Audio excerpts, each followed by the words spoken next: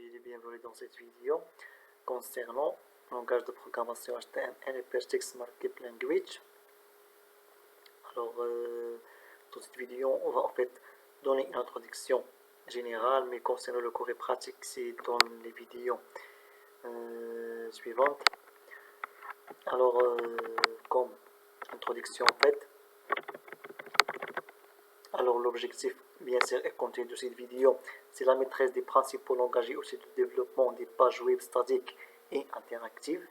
Ok, les pages statiques et interactives, et la maîtrise des bonnes pratiques de conception et de développement des pages web. Ok, alors bien sûr on va voir le langage HTML, Hypertext Markup Language, et langage CSS, Scadin Style Sheet, et langage JavaScript. Mais comme je viens de dire, c'est cette vidéo seulement pour l'introduction générale. C'est quoi HTML, quand il a été créé, par qui, etc. Alors le langage HTML, bien sûr, on va voir en détail les liens hypertextes, contenu embarqué, formulaire, contenu commande, attributs HTML globaux et fonctionnalités obsolètes et validation des documents HTML.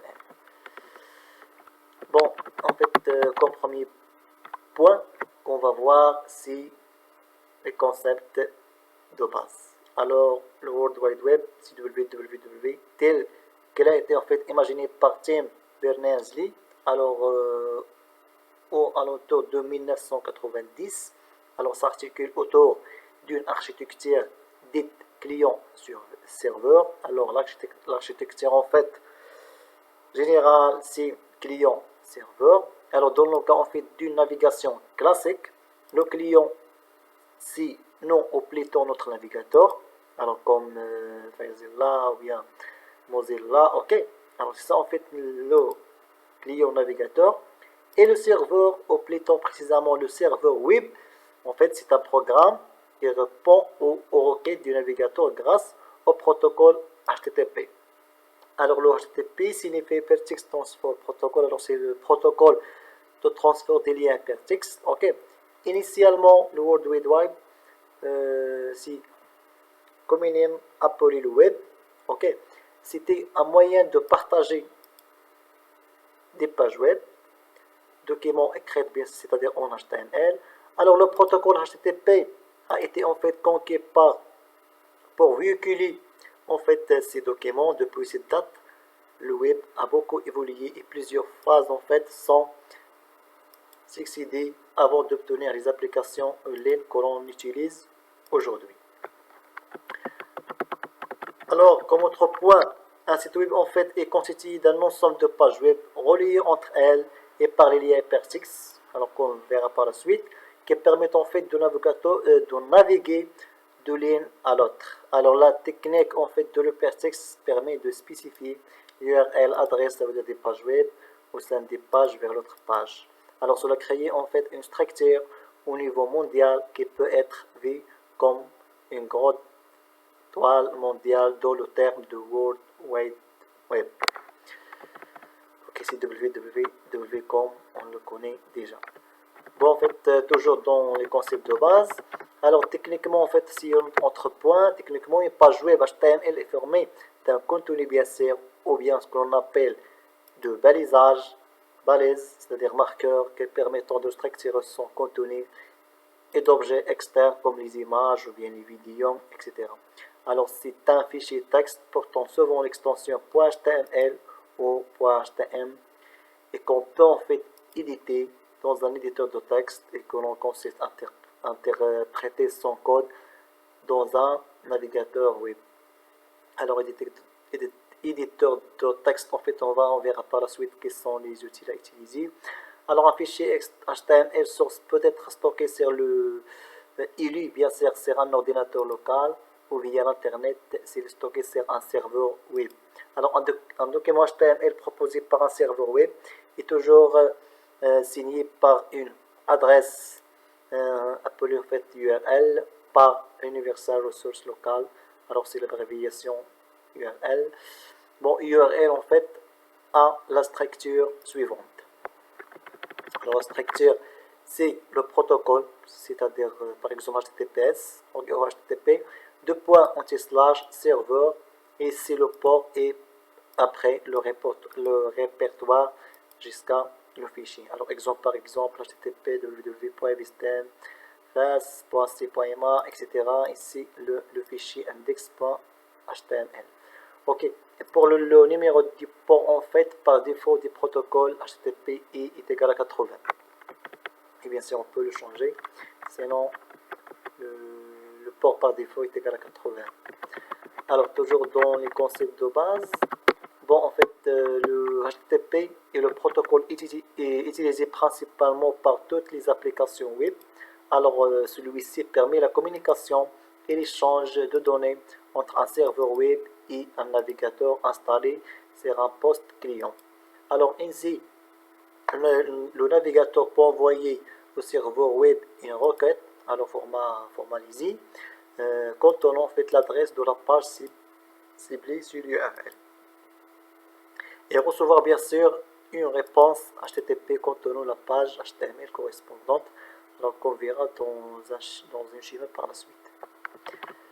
Ok, alors comme on verra dans le schéma ci-dessous, alors on va l'expliquer en détail, c'est pas la peine de perdre du temps. Alors en général, le client en fait envoie une requête ou bien requête HTTP au serveur web. Alors le serveur web, après on fait l'analyse et l'interprétation de cette requête, et on envoie aussi une réponse HTTP au client. Ok, c'est-à-dire au navigateur c'est le client et le serveur web en fait c'est le code qui va interpréter cette requête aussi de la part du client. Ok, alors c'est l'architecture générale en fait client-serveur d'un site statique en général. Bon, alors pour la présentation du langage HTML, alors c'est un langage de balisage comme je viens de mentionner, c'est aussi langage de marquage, alors qui permet en fait de structurer le contenu des pages web dans différents éléments, c'est-à-dire les balises. Cela signifie que la création d'une page web, titre ou bien les paragraphes, images, liens hypertextes, etc. utilisera en fait des caractères pour marquer d'une certaine façon les différentes parties des textes. Parmi ces caractères de marquage, certains correspondront en fait à des liens vers d'autres pages web. Ce sont des liens hypertextes bien sûr que nous reviendrons. C'est la notion de balisage dans la session suivante pour la présenter en détail. Ok, mais juste comme je viens de dire, c'est une introduction générale. Bon, historiquement en fait, les langages de balisage sont ici de langage SGNL, c'est-à-dire Standard Generalized Markup Language. Alors c'est un métalangage en fait standard permettant de définir des langages à marqueur balisage.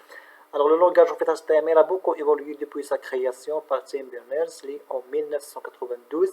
Alors aujourd'hui on est à la version 5 de langage noté HTML5. Alors après être passé par une version appelée XHTML qui est réellement une reformulation de HTML en tant qu'application XML. Alors HTML est un standard étoile, alors c'est la définition, en constante évolution. Alors dans ceci pour de cours, j'ai donc préféré de présenter les progrès qu'apporte HTML5 sont indiqués à chaque fois bien sûr le numéro de la version. Alors pour le standard est un ensemble en fait de spécifications qui définissent la méthode d'utilisation des technologies web. Alors ce standard est une recommandation qui doit être respectée de tous, alors navigateurs et concepteurs web, afin d'éviter les différentes interprétations pour un code identique. De plus, ce standard doit permettre l'accessibilité des données. Bon, si vous avez même des questions, n'hésitez pas, s'il vous plaît, de les poser, ou bien des remarques. Alors pour la présentation, toujours, alors je vais passer par l'HTML5, JavaScript et CSS. Mais bien sûr, on verra ça par la suite en détail, quelques pratiques. Et maintenant, je focalise sur l'introduction générale.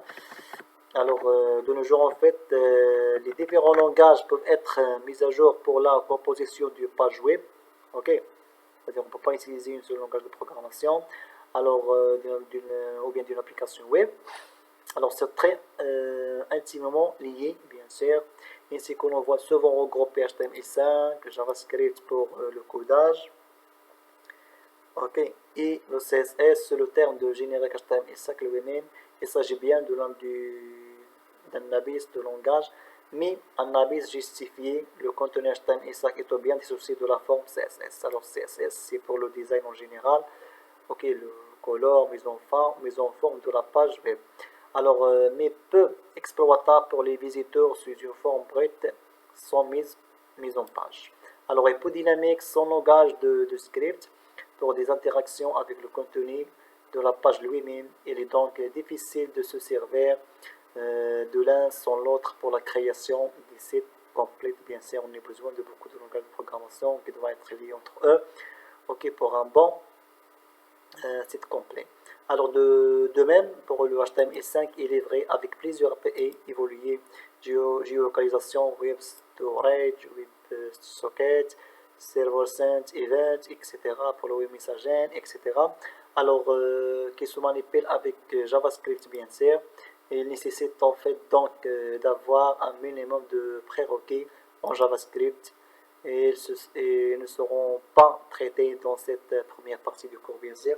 C'est juste, alors je focalise sur l'introduction.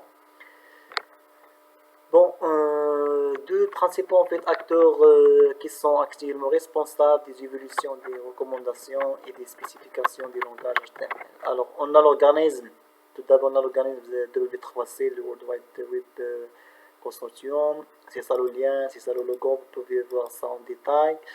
Alors le groupe WATWG ou bien Web Hypertext Application Technology Working Group. Alors c'est en fait c'est le lien, c'est ça le logo. Vous pouvez voir d'autres en détail. Alors pour en fait le W3C et l'organisme de normalisation dont en fait le rôle est de créer, de développer, de maintenir et de promouvoir les standards du web en travaillant notamment sur le langage tel que HTML, CSS, XML, qui signifie Extended Markup Language, ou bien SVG, c'est Scalable Vector Graphics, etc. bien sûr pour les autres langages. Alors, pour la présentation, alors pour bien sûr apprendre le langage HTML, on a besoin de deux choses. La première, d'un éditeur de texte tout simple, comme par exemple le bloc-notes de Windows ou bien Notepad++. Alors, par exemple, j'utilise ce dernier. Alors, j'utilise Notepad++. C'est ça, en fait, c'est le code qui est expliqué dans la vidéo précédente. Alors, vous pouvez revenir vers la vidéo précédente pour comprendre, en fait, la balise adjective que j'ai déjà expliqué. Ok, et d'un navigateur web comme Microsoft Internet Explorer ou bien Google Chrome ou bien notre navigateur. Et pour développer en fait des sites web professionnels, on utilise souvent des logiciels de développement spécialisés appelés aussi éditeurs, comme le WYSIWYG, qui signifie What you see is what you get. En français, ce que vous voyez, vous l'obtenez. Entre autres, Adobe, Dreamweaver, etc. Bien sûr, il y a pas mal de navigateurs à utiliser. Ok. Alors, bon, je pense je viens de terminer. J'ai presque terminé. Alors, pour la vidéo suivante, on va voir la syntaxe du langage HTML. On va provoquer notion de balise, attribuer d'une balise, imbrication et type de contenu, commentaires et pas mal de choses. J'espère que cette vidéo sera utile pour vous. Si vous avez des questions, n'hésitez pas à les poser et merci pour votre attention.